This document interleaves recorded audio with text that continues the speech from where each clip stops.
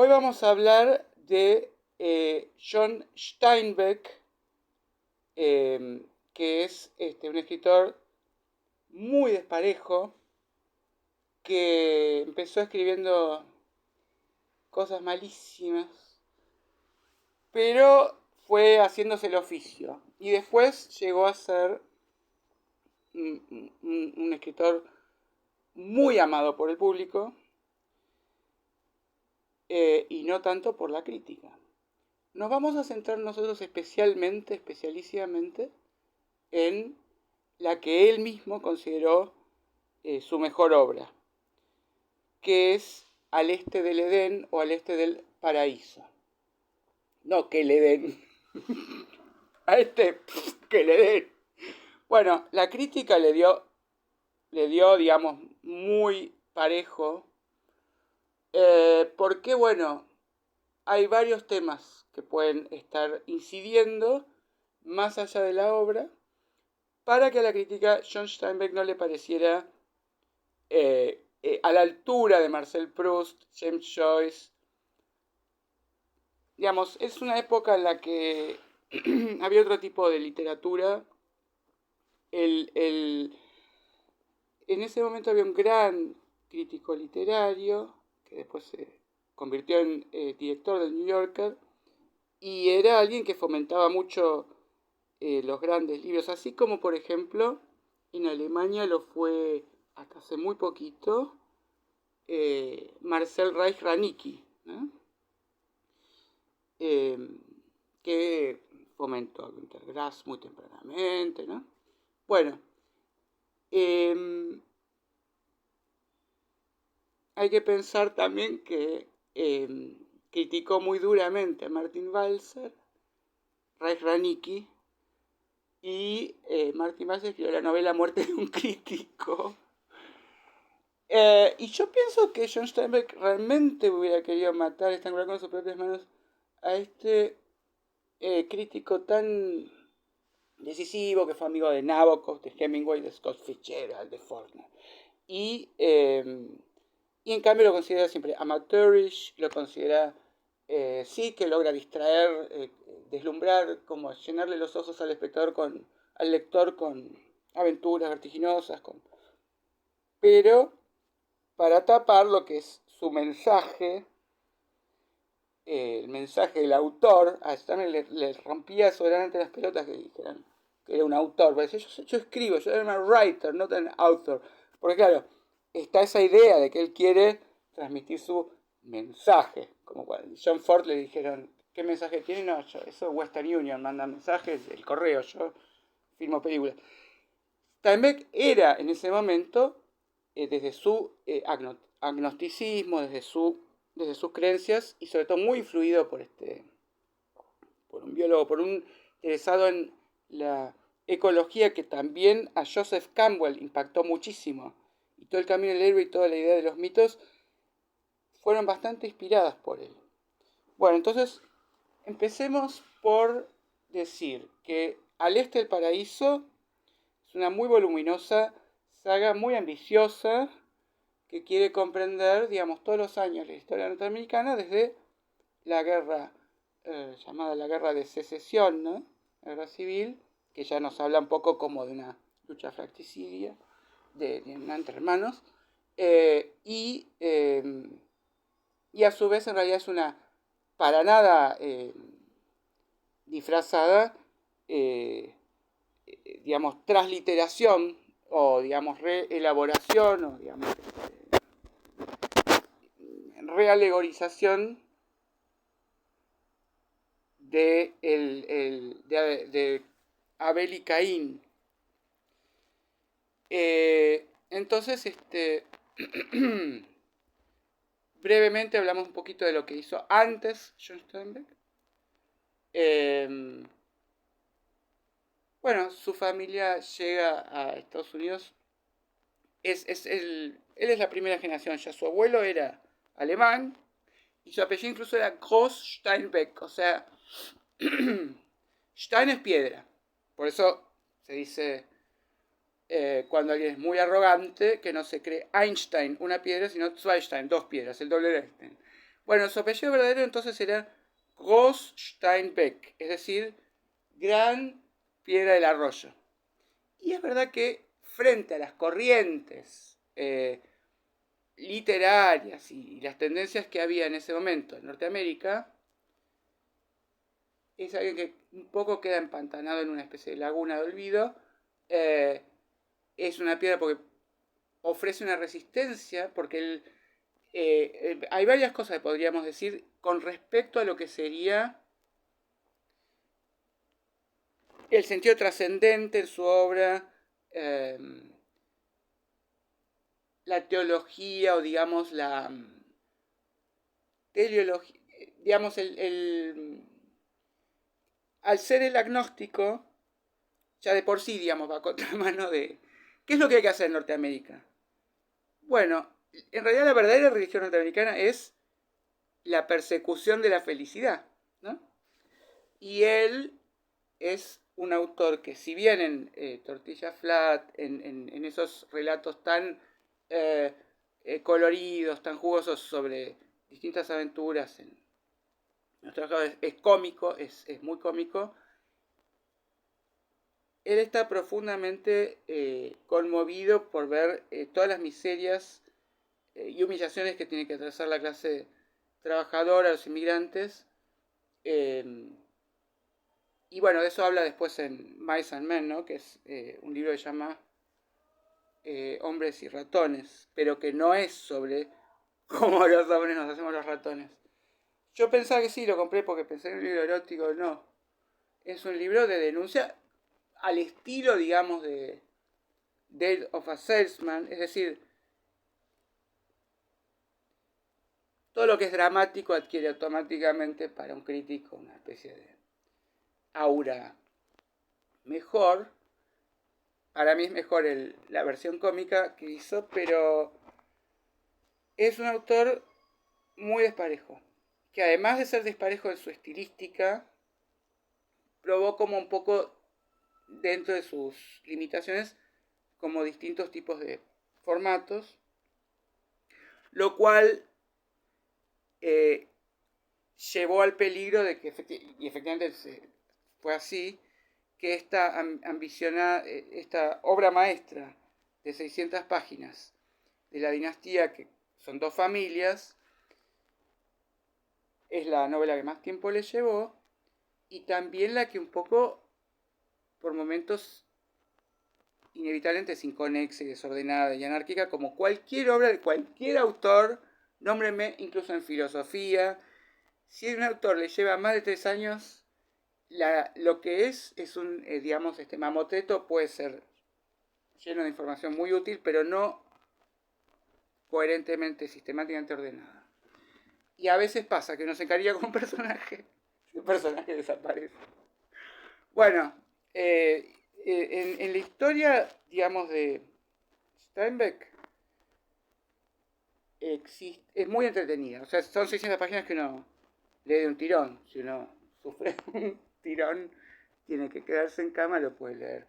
Pero se lee realmente. Me acaba de mandar mi querido amigo, el doctor Francisco Belenda, un mensaje diciendo que para él fue la novela que lo marcó, la primera gran novela que se leyó a los 15 años, una noche de insomnio en Corrientes, de un calor terrible, y me empezó a describir el ventilador, dónde está, entonces, muy, digamos, erizado, adrenérgico, estaba realmente interesado, entusiasmado. Me dice, para mí fue lo que para mis hermanos, los hermanos Karamazov. No es que Karamazov sean sus hermanos, los hermanos de Francisco Belenda se deslumbraron tanto como él con John Steinbeck, con Al Este del Paraíso, leyendo Los Hermanos Karamazov, ¿no? Que tiene esta famosa pregunta, si Dios no existe, todo está permitido, ¿no? Entonces, en realidad me gustó porque también el tipo de cuestionamiento sobre el sentido de las decisiones, de la moral, la libertad humana, el determinismo, un poco, yo no digo que Steinbeck esté a la altura de Dostoyevsky, Aunque Nabokov, por maldad, diría que estilísticamente es mejor Steinbeck. Bueno, pero sí que hay una épica que puede despertar los grandes sentimientos, insuflarnos de esa... ser una arenga para la propia dignidad, porque en definitiva el mensaje que hay con esta extensa novela, que bueno, empieza con, digamos, emigra una familia, no sé si vale la pena que cuente el argumento, porque lo voy a contar mal, porque lo voy a spoilear, pero bueno, en verdad, digamos, como diría Derrida, no hay nada fuera del texto. O sea, si yo ya me aparto del texto para referir una síntesis, no se queden con eso, porque realmente es un placer leer Al Este del Paraíso. Incluso tan placer que ya van a sacar Al Oeste del Paraíso, al sur del infierno. Es renegocio, es muy interesante. Bueno, aparecen muy pocas cosas que podría uno decir que está un poco mal armada la novela, pero de la misma manera que uno puede decirlo del Fausto de Goethe, que es otra de estas fáusticas, ambiciosas obras, ¿no? Que le llevó muchos años. Casi no hay. Yo creo que el único caso que hay de obra a la que el autor le dedicó, digamos, su vida, o que toda su vida la fue recorrigiendo y quedó bien, sería Whitman. Pero porque Whitman le va agregando nuevos poemas. Y además hay que decir una cosa que quizás puede sonar muy maliciosa. Con todo lo que lo amamos a Whitman, él no tenía más de un registro. Entonces él, quiere decir, bueno, escribe en prosa, ciñéndose a las formas clásicas, oh Captain, my Captain para Abraham Lincoln, pero él no podía arruinar hojas de hierba desde el punto de vista de introducir un registro, una voz en falsete, porque acá utilicé el género de la farsa cuando venía siendo trágico. Tenía una única voz. Entonces no le puede pasar como a Steinbeck, que es bastante inseguro con respecto a su propia valía como autor. Él, bueno, declara su admiración hacia los cuentos de Hemingway, hacia Faulkner, por varios motivos a Faulkner. Un motivo podría ser perfectamente chauvinista, porque Faulkner es de California también, es de... Él, digamos, Steinbeck, nació en una ciudad que se llama igual que otra ciudad uruguaya. No, no es Montevideo. Salinas. Bueno, él habla poco de Salinas, pero sí hace, en general habla de los mineros, habla de los granjeros. Bueno, entonces, básicamente el gran tema de esta novela monumental es la sensación de futilidad, de seguir por el buen camino, de optar por el bien, cuando los impulsos que uno debería vencer no encuentran un asidero tan fuerte, digamos, ya sea porque Dios, uno no cree en Dios, o el Dios en el que uno cree es medio chambón. Porque fijémonos que realmente es como el libro de Job. ¿Por qué Caín mata a Abel? Bueno, recordemos que esto, yo digamos, tuve que leer la versión que sé que leyó Steinbeck, pero en realidad sucede con, digamos, hasta ese momento en la Biblia no hay enormes diferencias entre la Biblia de los protestantes, entre la Biblia de los católicos y entre la Biblia de los judíos. Hasta Abel y Caín se mantiene lo mismo que en el Midrash, un relato extremadamente breve, sin muchas explicaciones. Dice, dos hermanos, uno, digamos, los dos dan una ofrenda, ofrecen un sacrificio a Dios y Dios rechaza el de Caín sin razón aparente y acepta el de Abel. Caín, bueno, sí es un chico más violento, más pendenciero, podríamos diagnosticarlo ahora ¿cómo se llaman los que tienen hormigas en el culo ahora? ¿Cómo se llaman? Como, no déficit de atención, sino como los que le dan como se da. Bueno, yo no digo que era el petiso orejudo, que el petiso orejudo lo llevó el padre a la comisaria arreste a mi hijo, que es un hijo de puta. No, si no cometió ningún delito, bueno, está bien, haga lo que quiera.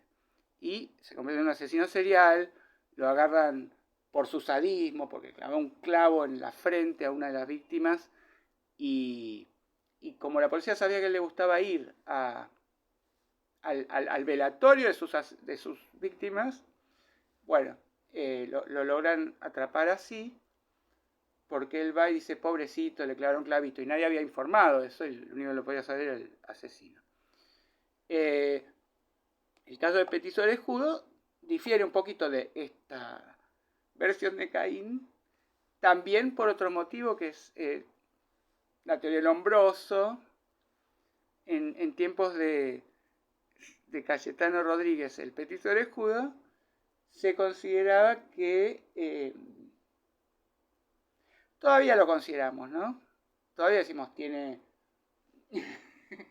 cara de bueno, no decir tiene cara de chupa. Seguimos juzgando un poco por las apariencias, pero en ese momento mucho más. Se cree que el gen de la delincuencia residía realmente, se podía corresponder a los rasgos anatómicos, y consideraban que el gen de la criminalidad en él se debía que tenía las orejas muy separadas. Así que la policía ordena que le operen las orejas. Bueno, pero volvamos un poquito a Steinbeck, y esto tiene que ver con uno de los grandes dilemas, que es las apariencias nos engañan. Toda la cuestión de la perfidia del ser humano, cómo advertirla, si es algo que está predeterminado o si hay libre albedrío realmente para evitar, hacer el mal, para restringir su propia impulsividad agresiva. Y en este sentido, bueno, claramente con una evolución respecto de las primeras novelas de Steinbeck, que eran, este crítico lo llama, no botánica, biológica, digamos, él un poco pone en un pie de igualdad al ser humano y al animal, como un sinsentido, como este amigo lo ayuda a ver el concepto de cadena del ser. Es decir, estamos hermanados con los animales también. En ese sentido, se podría decir que fue un adelantado, porque fue como un ecologista avant la lettre, muy alarmista también.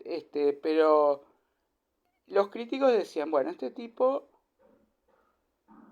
por momentos logra ser muy entretenido, pero lo más importante es que logra distraer al espectador del propio mensaje que le quiere meter, que es una idiotez. Todo el tiempo lo llaman filósofo de cuarta categoría, porque es verdad que la formación que él tenía, él en realidad empezó con cosas un poco mecánicas, después trató de hacerse rico fabricando maniquíes de yeso. No le va bien, el padre le regala una casa y le dice que escriba. Y él ahí entonces se compra una canoa, pesca y dice que con eso puede vivir siempre, arreglárselas. Finalmente se cae de hambre, roban, es famoso. Robaron tocino de la zona. Pero bueno, todo eso no importa. Es algo que lo ayuda a comprender la dificultad de la vida. Es decir, él pudo saber lo que era la pobreza. Él la vivió en carne propia. Bueno, él también hizo guiones para cine. Viva Zapata se basa en un guión de él y fue un éxito colosal. Bueno, vamos a hablar ahora de este pequeño, vamos a dar un excursus y hablar de el más famoso crítico, que cuando se casa en Santa Bárbara, Baja California, le dicen los vecinos, che, ¿por qué no escribe algo sobre nuestros escritores de acá, de esta zona? Porque usted en Nueva York los copetudos los ignoran. Bueno, voy a escribir sobre los californianos. Y entonces agarra y escoge a 5. O'Hara, bueno, ahora no es, Adolf O'Hara no es conocido, Hans Saroyan, que es dulzón, melifluo, completamente sentimental y hasta cursi. James M. Cain, que es junto con Raymond Chandler y con Dashiell Hammett, los 3 autores que se dedican a hacer cuentos policiales negros, del realismo noir, ¿no? Por ejemplo, más conocidos, Philip Marlowe, El largo adiós. Bueno, James M. Cain escribe la primera novela, después de haber intentado en Hollywood escribir muchas cosas que se las cortaban, se las adaptaban. Pero la primera que escribe se llama El cartero siempre llama 2 veces. Se convierte en un bestseller impresionante. Se filma inmediatamente la película con Lara Turner. Después hay una versión con Jack Nicholson. Luciano Visconti hace su propia versión, Obsesión se llama. Bueno, un éxito colosal tiene James M. Cain. Presten atención porque podría no tratarse al este del Edén de la Biblia, del Caín de la Biblia, sino una pequeña venganza personal contra este rival coetáneo, contemporáneo que tuvo Steinbeck, ¿no? Bueno, bromas aparte, lo destroza este crítico. Dice que es un amateur, que se nota, digamos, lo mal que va construyendo la narrativa, que no tiene nada interesante para decir. Y bueno, además hay una serie de otras causales para que lo rechacen. Por ejemplo, él había hecho público su apoyo al New Deal de Roosevelt. Entonces, cuando vuelve a California, que son conservadores, prohíben sus libros. Es decir, todo lo que es la rivalidad y todo eso ya lo venía mamando. Bueno, Wilson entonces termina siendo un poco injusto, porque lo considera a Steinbeck como un autor provinciano, ignorante, también rudo, así es una expresión norteamericana, hard-boiled, o sea, huevo duro, ¿no? O sea, como un hombre de armas, un hombre... y Steinbeck era bastante un hombre de acción, era muy ducho para muchas cuestiones prácticas, metalúrgicas. Él había probado suerte al principio en dedicarse a algo de eso. Pero no es para nada poco sensible el estilo con el que escribe, quizás. Sí, es un poco lo que ellos en ese momento consideran como que reproduce estructuras y que no representa ningún tipo de novedad. Sin embargo, el éxito del público es total. En ese sentido habría que compararlo con Roberto Dahl, que terminó siempre enojado con los críticos y que los eunucos bufen, prepotencia de trabajo. Bueno, hay un resentimiento similar al final. O sea, Steinbeck, sin considerarse un gran escritor, cuando gana el Nobel dice no lo merezco, pero se toma revancha a todos los críticos. Su discurso al aceptar el Nobel no tiene magnanimidad, grandeza, bueno, ya estoy por encima de esos detalles, sino que aprovecha de darle con un caño. Y el tipo de insulto que le dirige a los críticos es muy, muy gracioso. Hay que ver literalmente, está muy bien, estilísticamente está bien armado la injuria. Vamos a hablar entonces rápidamente de yo pensaba por introducir el tema del yo que narra y el yo que experimenta, porque al ser una novela en la cual por momentos hay un narrador omnisciente y por momentos viene el autor y dice, bueno, ahora vamos a visitar el partido de Madariaga, donde yo me crié, y acá los personajes van a estar un ratito, y es una zona cerca de Pinamar. Esto de una explicación así como, digamos, donde aparece como una voz que no es para nada la voz del autor en el sentido de el mensaje del autor, sino simplemente hay un cambio que podemos entonces sí considerar que puede servir para ilustrar esto que Daniel Kahneman, el premio Nobel, segundo premio Nobel que le dieron a un psicólogo, pero no el premio Nobel de Psicología, el primero lo ganó Pavlov como biólogo, este lo gana como economista porque estudia el comportamiento, o sea, la psicología del comportamiento frente a compras, ahorros, decisiones financieras, ¿no? Descubre sesgos cognitivos, descubre, por ejemplo, la importancia del final. Él va a ver un concierto con un amigo. De pronto al final, cuando está a punto de terminar el concierto, un bebé llora y él dice, me arruinó, me cagó todo el concierto. Y dice, bueno, solo te arruinó el último minuto. No, todo. Porque él descubre que hay un yo que experimenta, que vive, digamos, a una hora por hora, ¿no? No que resume una experiencia, pero el yo que subtitula, que resume, que guarda en un archivo con su propio título la experiencia, requieren cosas distintas. Y el ejemplo que él da, justamente para que volvamos a California, es que si uno vive, por ejemplo, en Ohio y considera que el clima es horrible, emigra a California y piensa que va a ser feliz. Daniel Kahneman, que estudia la felicidad, dice que la felicidad tiene que ver con poder reunirse con amistades, varias cosas, pero el clima no es tan importante, ¿no? De manera que él dice esto que es maravilloso. La persona esta, si uno le pregunta, ¿cómo estás? ¿Cómo te va bien? ¿Qué sé yo? Acá. Si uno le pregunta al yo que experimenta, no es más feliz realmente. Ahora, si uno le pregunta al yo que narra, que se autonarra, digamos, cuentito, el yo que narra razona, bueno, en Ohio me cagaba de frío, acá hay sol.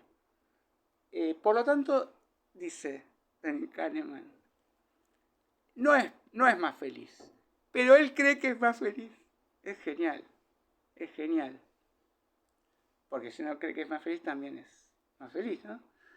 Bueno, en ese sentido, quería traerlo a colación porque finalmente una clave interpretativa que yo pensaba usar, que es esta teoría de Martin Buber del yo-tú y el yo-ello, bueno, podemos prescindir de ella. Hice muchas lecturas ahora de interpretaciones de Abel Caín. Creo que básicamente, recordemos brevemente les podría decir incluso en hebreo, ¿no? Pero recordemos la historia. Dios entonces rechaza, pero inexplicablemente, la ofrenda de Caín. Esto por ahí lo podemos quizá enlazar con Prometeo, que engaña a Zeus. Prometeo hace que la humanidad ya no tenga que darle la mejor carne y sacrificar a los dioses lo mejor. Porque le dice, elegí entre esto, y le pone una cosa toda presentada apetitosamente y otra mal presentada. Y Zeus se ensarta y eran todos huesos y sobras. Y entonces se considera que Prometeo es un héroe para la humanidad, porque no solo nos trajo el fuego, sino que nos evita tener que darle, digamos, la pata de pollo a los dioses. Y bueno, en castigo le mandan A él no, porque él es muy vivo, muy pillo. Le mandan al hermano Epimeteo, cuyo nombre quiere decir el que no prevé. Le mandan a la primera mujer, Pandora, con una caja que tiene, como se sabe, todos los males, y le dicen que no la abra, ¿no? Entonces, bueno, en cierto sentido la mujer siempre es culpable, como Eva, que le dijeron que no coma la fruta, ¿no? Después hay, por resolver una cosa interesantísima, que es por qué se dice que el último mal que queda es la esperanza. ¿Cómo va a ser mala la esperanza? Robert Graves, un mitógrafo griego, conjetura que, bueno, no es un mal, es un poco un... La esperanza es engañadora, pero es un mal necesario, que nos evita el suicidio colectivo. Mientras que George Miotis, que es otro mitógrafo, dice, en realidad no es la esperanza, sino elpis. O sea, en realidad elpis en griego es esperanza, pero digamos, en su interpretación estrafalaria, pero ingeniosa, dice que es la espera. Yo ya sé todo lo que me va a pasar, ya sé todo lo que te va a pasar, y vivo como si lo recordara, repitiendo mecánicamente, pero sin incertidumbre, sin sorpresa, y es una gran pérdida, ¿no? Bueno, en el caso de Abel y Caín, se consideraría que se suma a este primer rechazo un segundo rechazo, porque Dios lo ve afligido. Le rechaza el sacrificio a Caín y le dice, ¿por qué estás tan apesadumbrado? ¿Qué te sucede? Como si él no supiera, él lo provocó. Y esto Caín lo vive como segunda obturación a la aceptación que él buscaba, ¿no? Dice, mientras actúes bien, tendrás siempre contigo éxtasis, no la droga de diseño. Como que tendrás un buen ánimo, un espíritu entusiasta, pero si actúas mal, estará la tentación del diablo de pecar, pero siempre puedes ser su amo, siempre puedes imponerte por sobre la tentación, dominar tus impulsos. Que no es un mal consejo, Dios no se lo dice, digamos, de mala onda, pero no lo vive así Caín. Caín lo vive como un rechazo segundo, ¿no? No me aceptas el regalo y no me aceptas mi reacción natural de tristeza porque no me aceptas el regalo. Y bueno, frente a esto, ¿qué va a hacer? Lógicamente mata a su hermano. Es decir, para restaurar el orden, podía haber una forma de justicia que era que Dios acepte a los dos la ofrenda. Y otra forma que no acepte a ninguno de los dos. Para borrar entonces que se le aceptó a Abel, tiene que borrar a Abel. En este sentido, yo creo que hay una especie de dialéctica especular y que Steinbeck, digamos, a Dios no le gusta la ofrenda que le da Caín y a Steinbeck no le gusta la actitud pedorra que tiene Dios. Entonces, él ahí sí, digamos, le va a dar el gusto a los críticos y va a conservar el teísmo norteamericano indispensable, que además tiene que tener cierta felicidad. Por eso la versión de Steinbeck es, dentro de todo, más esperanzadora, más consoladora, más Disney que la Biblia. La Biblia es draconiana, es Dios le dice, ¿dónde está? ¿Por casualidad no viste a tu hermano? Y ahí él le contesta. Bueno, antes de continuar, quiero asegurarme de haber dicho lo esencial, importantísimo, y luego ya sí aclaro algunas sutilezas.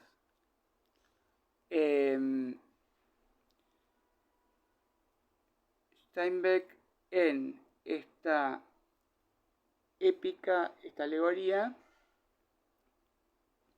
bueno, cuenta la historia de un hombre que emigra, se llama Dan.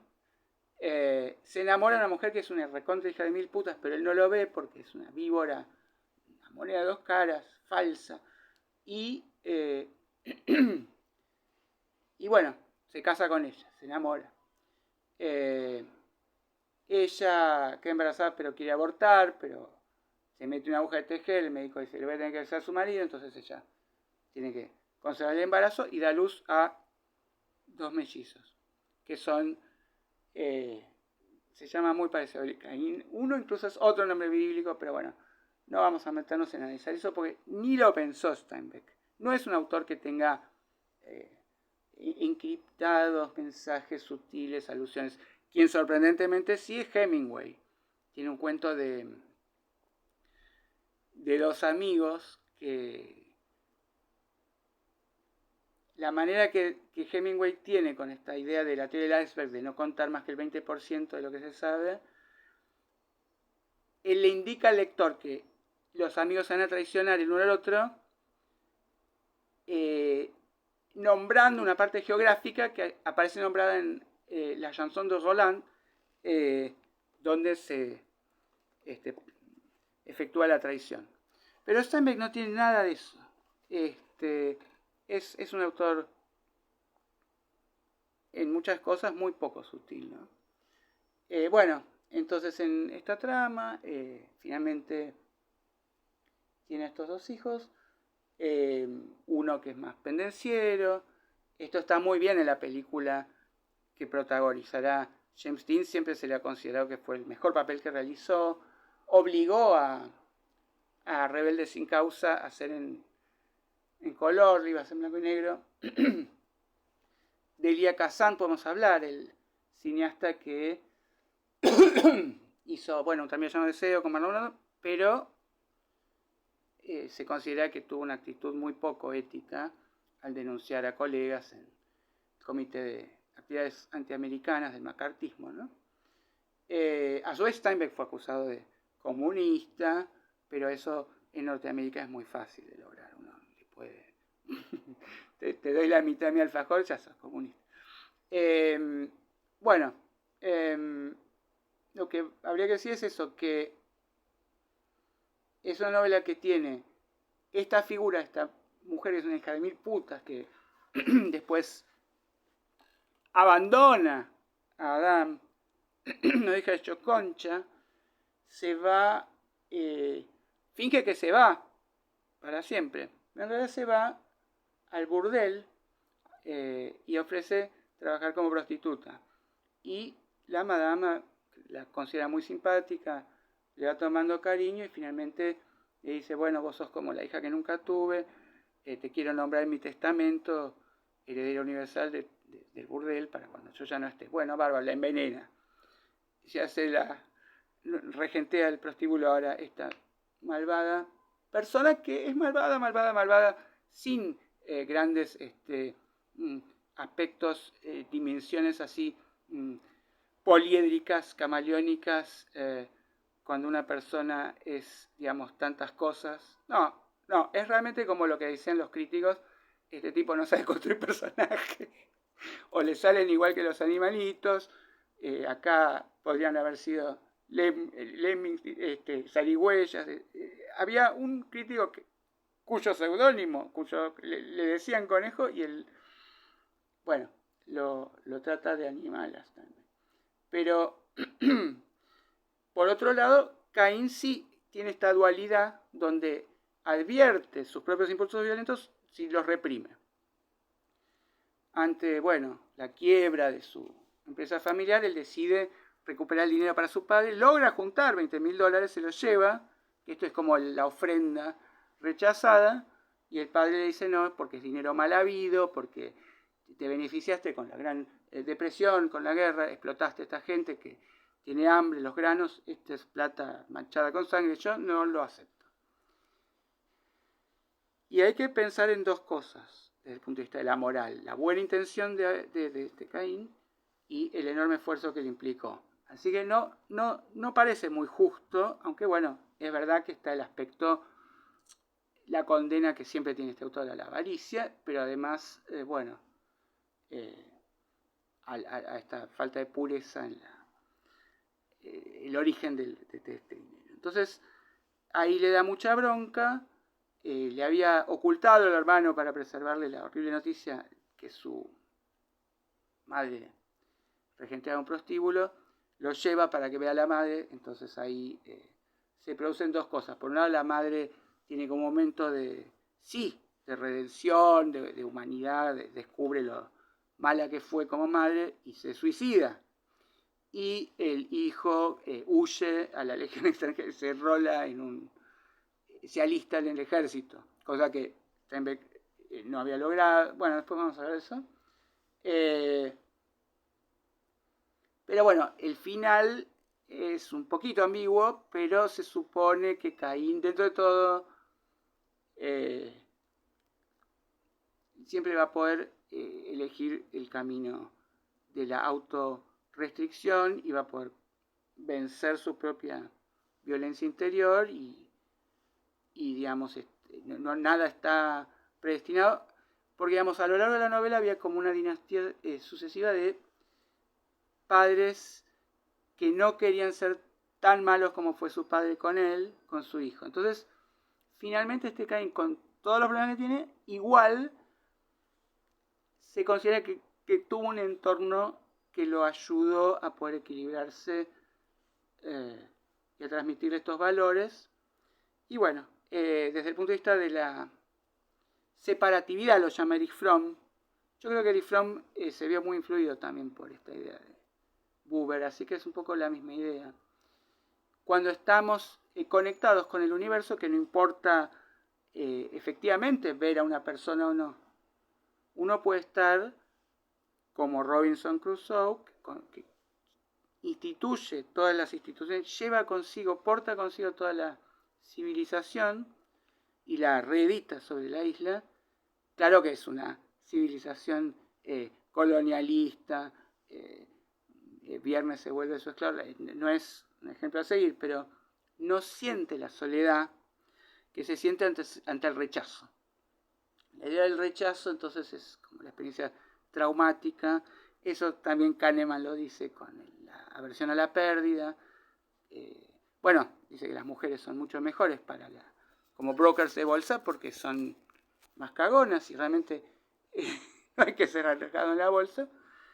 Es mucho mejor tener más miedo a perder que ganas de ganar.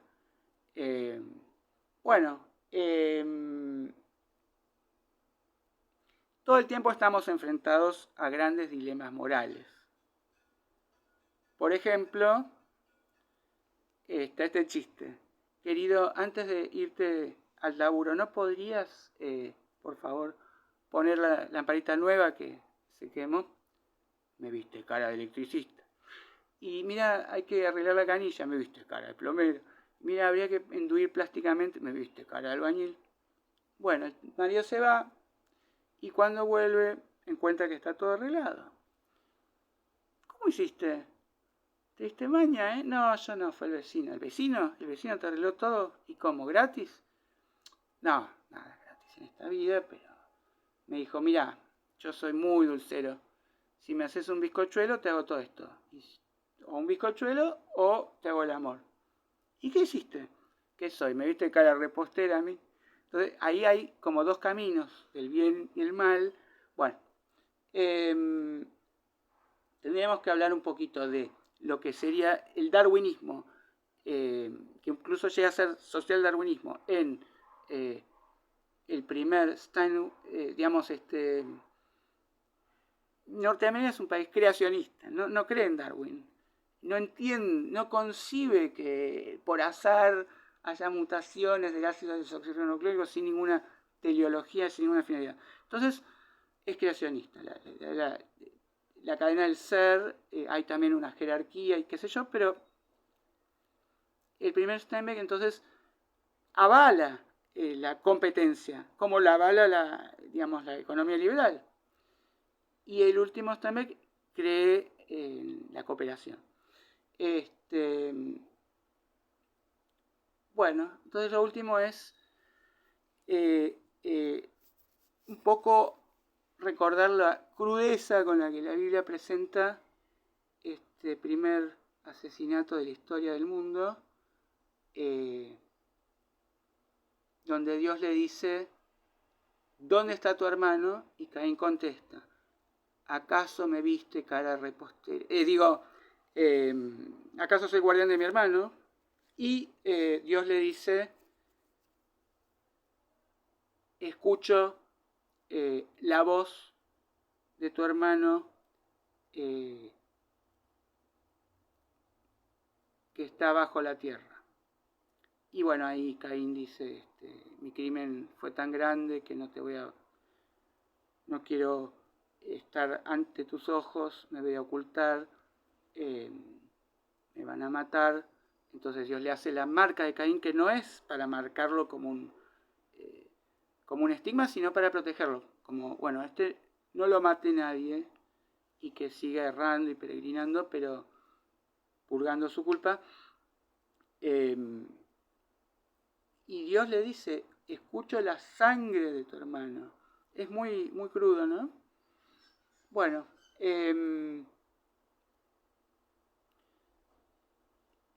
recomiendo mucho la película, que la película, por supuesto, se ocupa solo de una partecita, o sea, la parte central, del final, o sea, y no de toda la novela. La novela es muy fácil de leer, es muy atrapante. Y bueno, me parece que podemos establecer entonces, así digamos, grosso modo, abuelo de pájaro, las razones por las cuales se dice que Steinbeck es the writer people love to hate. ¿Por qué lo odian? ¿No? Ya lo hemos dicho, ¿no? Por un lado, estilísticamente no lo consideran el mejor escritor. Cuando ganó el Nobel, protestó la prensa sueca, el peor error que cometió el comité en la historia. Habían cometido errores, más de omisión, pero habían premiado a Salames. Y entonces dijeron, bueno, porque tuvo mucha gracia en los primeros cuentos y tuvo